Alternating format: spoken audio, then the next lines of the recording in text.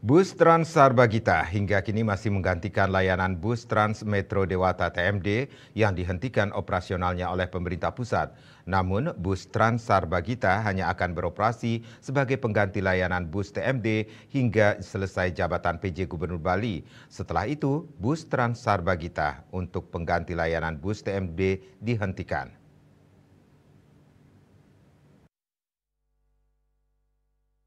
Kendati demikian, Kepala Dinas Perhubungan di Subprovinsi Bali, Igiwi Samsi Gunarta mengatakan pihaknya masih melakukan perhitungan untuk pengoperasian bus Trans Sarbagita.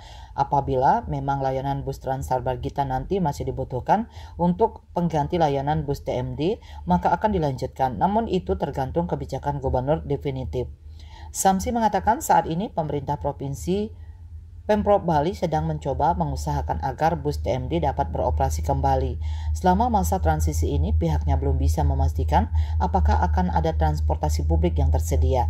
Untuk update pengoperasian bus TMD, Samsi mengatakan akan melakukan pembahasan dengan pimpinan di tingkat kabupaten kota yang dilewati atau kawasan Sarbagita dan Pasar Badung Gianyar Tabanan. Ia mengatakan kemungkinan besar operasional bus TMD akan diambil alih oleh Pemprov Bali. Namun hal ini sepenuhnya tergantung pada kebijakan gubernur.